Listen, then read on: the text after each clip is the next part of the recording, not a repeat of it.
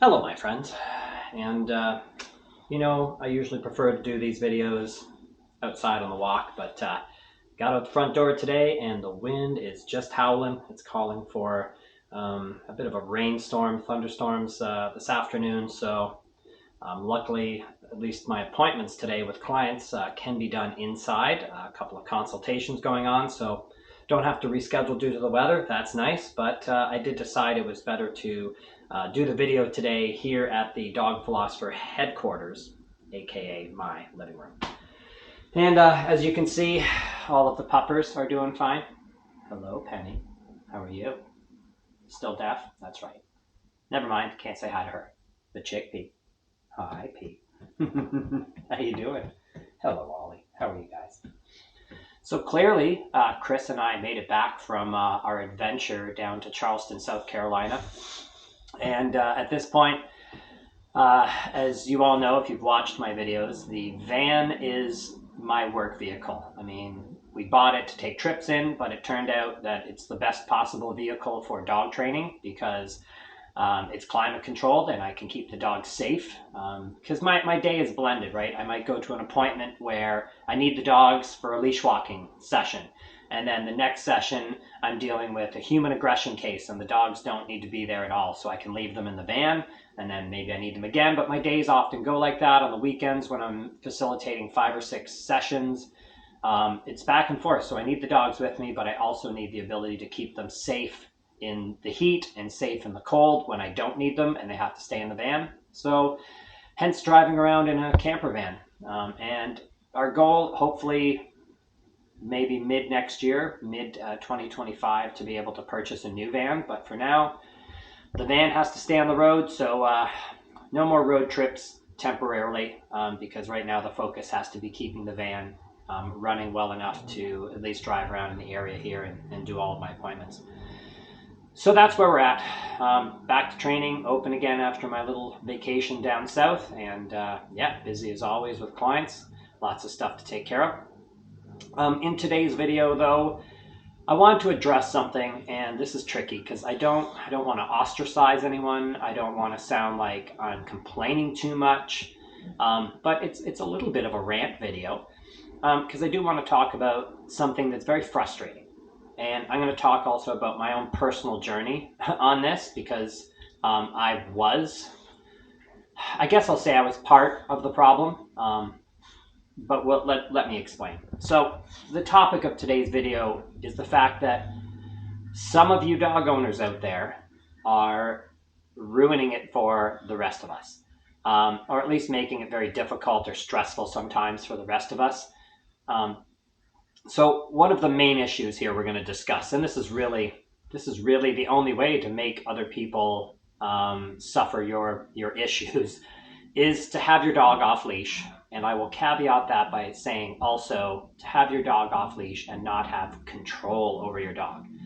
If I walk by a big public park and you're in the middle of the park with your dog and you're playing fetch and your dog is off leash, and it sees us and it doesn't bother with us, or it sees us and you're able to call your dog back to you without it bothering me and my dogs, then all the power to you. There is no problem there. I don't care. I think we're all aware that in North America, and I'm saying all of North America, United States, Canada, everywhere I've ever traveled, there are leash bylaws in place. And for most places, the only location you can take your dog off leash legally is at a place that's designated for that, aka the dog park.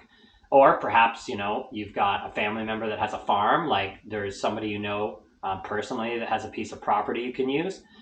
But for most of us, if we take our dogs off leash, we're breaking the bylaw. And, in most cases, even the bylaw officer, if they've never dealt with you before, they're probably going to give you a little slap on the wrist, a warning, say, look, you can't do this. Even if everybody else is here doing this, you can't do this, and you'll be fine. If they deal with you multiple times, I'm sure you're going to get a ticket. And here in Hamilton, I believe it's still $175 for that ticket for having your dog off leash. So it's not inexpensive. But the real cost is this. If your dog is off leash and it bothers somebody else and their dog, or just bothers somebody else, then that's a problem, right? Like, that's not cool. You shouldn't be doing that. You're breaking the bylaw, and you don't have control over your dog and can't help that it goes up to people. And when a dog is charging at you from a field or off a piece of property, 99% chance the owner is going to say this. Okay, you ready? On the count of three, we're all going to say it together. 1, 2, 3. He or she is friendly. That's right, they're going to say they're friendly. How do you know my dog's friendly? Penny's not a friendly dog with other dogs. No way. How do you know that I am not afraid? I'm not terrified of dogs. I don't have some sort of phobia. Like, just because your dog is friendly with people doesn't mean that the people it's running up to are okay with meeting your dog. And I think a lot of people sort of live in this, I guess the best way I can describe it is like sort of a self-centered universe where your right to take your dog off leash trumps everybody else's rights. And like I said, if you've got control of your dog, you've done some training, your dog listens to you, comes back, and it won't be a problem for anybody, I don't care if you take your dog off leash. And I said that I would address my own journey through this. You can look back in my videos, you will see that I have taken our dogs off leash in a public place before.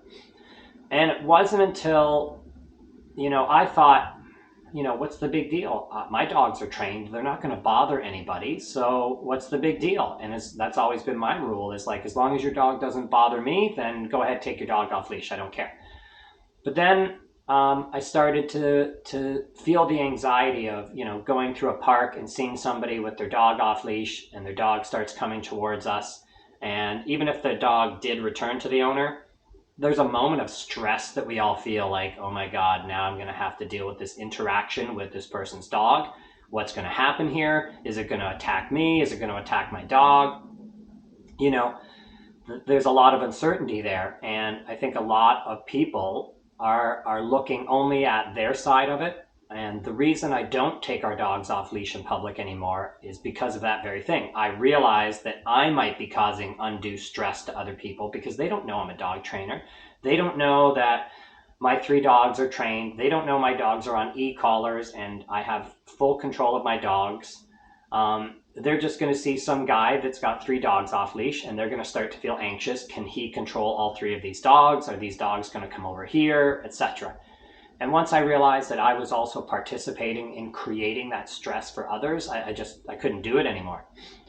And I mean, a long time ago, I've talked, a couple of years ago in a video, I talked about how I don't take the dogs hiking anymore. And that's because there's just been too many negative experiences out on the trails with other dogs and owners. And in the last 6 months, just a couple of personal things that have happened. A dog got loose and was charging down the street with the owners running after it, screaming he's friendly, and it was a little bully breed mix, and it got to Chickpea, jumped on Chickpea, and bit her in the back of the head and punctured her head. Okay, that doesn't seem so friendly to me. Just 2 weeks ago, a little white dog came running off this person's property. This older gentleman sitting on his front steps, and, I'm pushing the dog back with my foot, not kicking it, just pushing the dog back because it's trying to get to our dogs. And it's following me down the street, and the guy is sitting on his front porch yelling, bad dog, bad dog. And I yelled back to him, no, not bad dog, bad owner, bad owner. He didn't even get off of the porch to come and help me.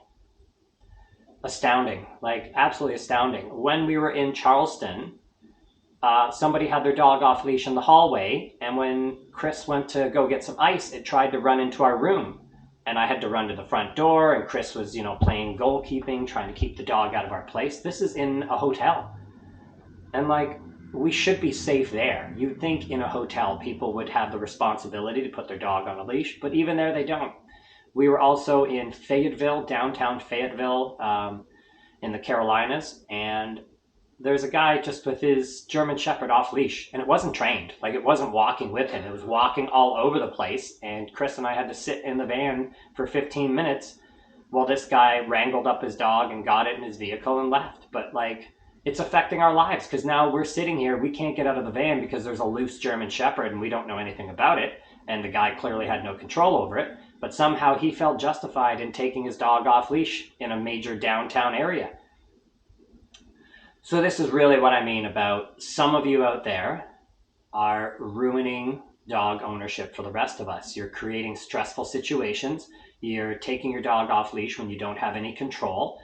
And you're creating situations that cause anxiety and stress for a lot of other dog owners. And hopefully, this will help to change your view, just the same way that I sort of had that epiphany where I went, oh man, I am part of this problem.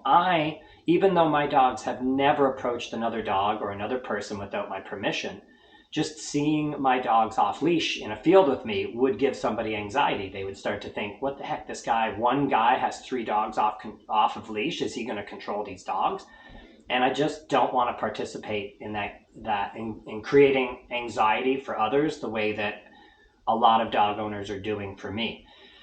And the problem is this is my personality. These incidents sort of stack on each other. So every time a dog comes off a property, and I have to defend our dogs against this dog, or every time somebody has a dog off leash in a park and it comes running out of the park, it just makes me think the next time I'm in that situation that, oh, this is definitely going to happen, because it keeps happening, right? So it perpetuates the fact that I'm now ready at any minute for a dog to come off somebody's property, for a dog to come out of a park, and for people to just not have any control. And then their answer to not controlling their dog is to tell me that their dog is friendly. Like I care if your dog's friendly.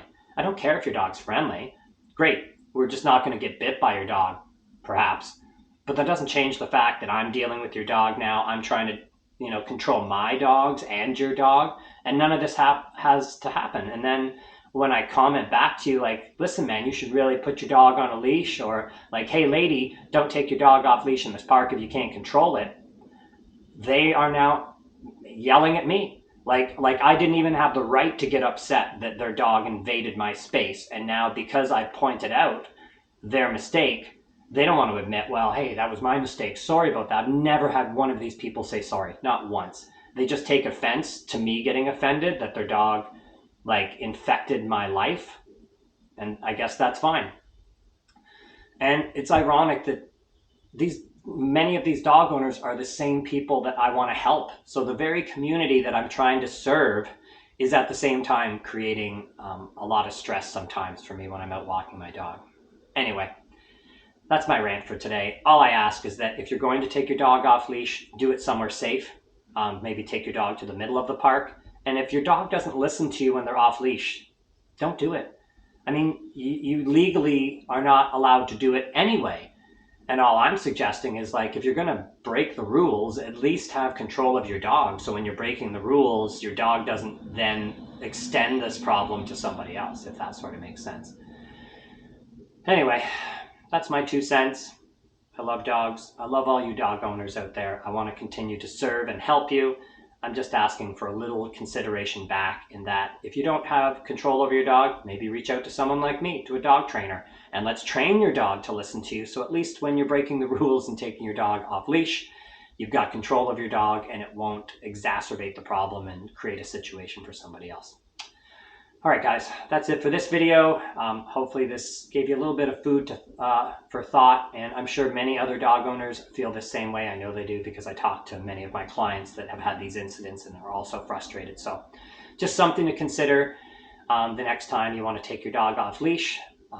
Not everybody likes dogs. Some people are afraid of dogs, and not everybody wants to interact with your dog or to have your dog interact with their dogs. All right, take care. Good luck with your dogs out there, and I'll see you in the next video.